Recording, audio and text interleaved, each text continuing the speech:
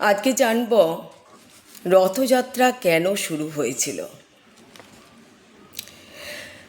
এটা কিন্তু শুধু একটা উৎসবের গল্প নয়, এটা শ্রীকৃষ্ণের অন্তিম কিন্তু একটা ইচ্ছা ছিল। একজন রাজার স্বপ্নাদেশ এবং ভক্তদের জন্য ভগবানের নিজেকে উৎসর্গ করার চূড়ান্ত নিদর্শন। জগন্নাথ কি কৃষ্ণের রূপ? আর কৃষ্ণ মৃত্যুর আগে কি বলেছিলেন, যা আজও আমরা পালন করি? চলুন ডুব দিই ইতিহাস আর ভক্তির সাগরে। দ্বারকা নগরী, সুদর্শন চক্রী ভগবান কৃষ্ণ জানতেন তার সময় শেষ হয়ে এসেছে। মহাভারতের যুদ্ধ শেষ, ধর্ম প্রতিষ্ঠিত। তিনি বুঝেছিলেন এই শরীর ছেড়ে দিতে হবে। ঠিক তখনই তিনি বলেছিলেন, যখন আমি চলে যাব তখনও যেন আমার ভক্তরা আমার সঙ্গে সম্পর্ক বজায় রাখতে পারে। তার এই ইচ্ছা ছিল একটা এমন রূপ তৈরি করা যা সবার জন্য দর্শনযোগ্য।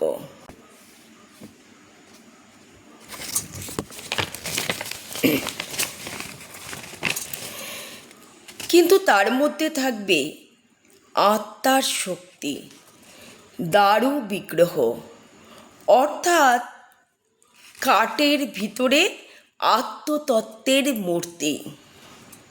উড়িষ্যার মালবা দেশের রাজা ইন্দ্রদ্যুম্ন ছিলেন ভগবান বিষ্ণুর পরম ভক্ত। একদিন রাত্রিরে স্বপ্নে তিনি দেখলেন এক উজ্জ্বল রূপ, নীলমাধব নামে এক দেবতা, যার মূর্তি রয়েছে কোনো এক অরণ্যে। ভগবান বললেন, তুমি খুঁজে বের করো সেই মূর্তি আর তৈরি করো এমন এক মন্দির যেখানে আমি থাকব যুগে যুগে। রাজা ইন্দ্রদ্যুম্ন সেই আদেশ পালন করেন। তিনি খুঁজে পান নীল মাধবের কাঠের মূর্তি, যার ভিতরে আজও দারুব্রহ্ম বিরাজমান। তবে এখানে একটা কথা বলে রাখি, রাজা ইন্দ্রদ্যুম্ন খুব সহজে কিন্তু নীলমাধবকে পায়নি। সেই গল্প না হয় আর একদিন বলা যাবে। চলুন আজকে আমরা রথযাত্রা কেন শুরু হয়েছিল সেই গল্পটাই করি। এই কাঠ দিয়েই তৈরি হয় জগন্নাথ, বলরাম ও সুভদ্রার মূর্তি। খেয়াল করেছেন কি, জগন্নাথ দেবের মূর্তি কিন্তু সম্পূর্ণ নয়। সেটা আমরা জগন্নাথ দেবকে দেখলেই বুঝতে পারি যে মূর্তি কিন্তু সম্পূর্ণ নয়। মাথা আছে কিন্তু হাত নেই, পা নেই। এটার পেছনে রহস্য কি আছে জানেন? আসলে ভগবান নিজেই চেয়েছিলেন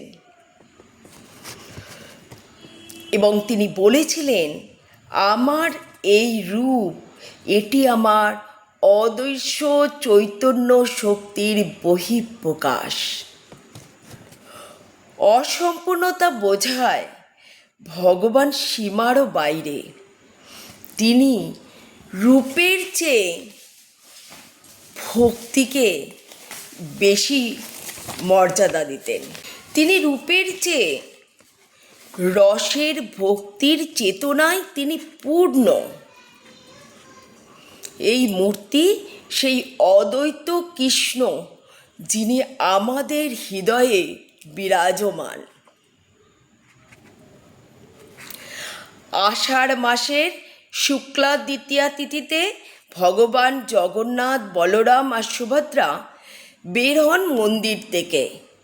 চাপলেন বিশাল 3টি রথে, চললেন গুন্ডিচা মন্দিরে, যেটি হলো তাদের মাসির বাড়ি। পুরাণ বলে এই যাত্রা শ্রীকৃষ্ণের একটা ভাব, যখন তিনি বৃন্দাবনে গোপী, মা যশোদা এবং রাধার কাছে ফিরে যেতে চেয়েছিলেন।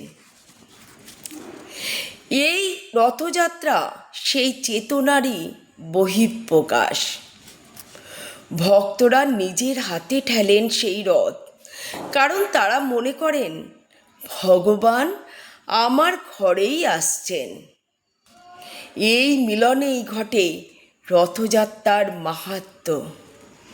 আজকে লক্ষ লক্ষ মানুষ পুরীর রথযাত্রায় অংশ নেন। দূর দেশ থেকেও মানুষ আসে শুধু এক ঝলক দর্শনের আশায়।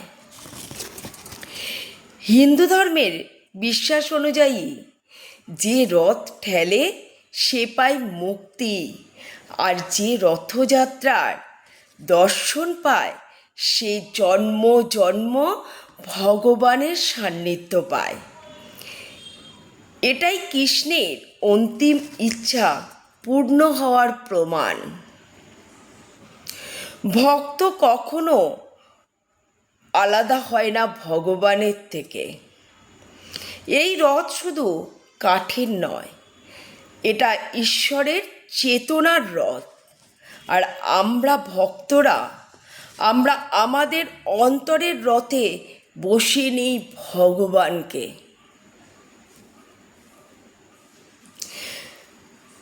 তাই বলবো, এই রথযাত্রার সময় শুধু এটাকে উৎসব নয়, নিজের ভক্তিকে জাগাও ভগবানের সঙ্গে, নিজের সাথে একটা সম্পর্ক গভীর করো। ভগবান আমাদের চোখে দেখা দেন না সব সময়, কিন্তু যদি অন্তরে ডাক দাও তবে তিনিও ঠেলে দেন তোমার জীবনের রথ। জয় জগন্নাথ।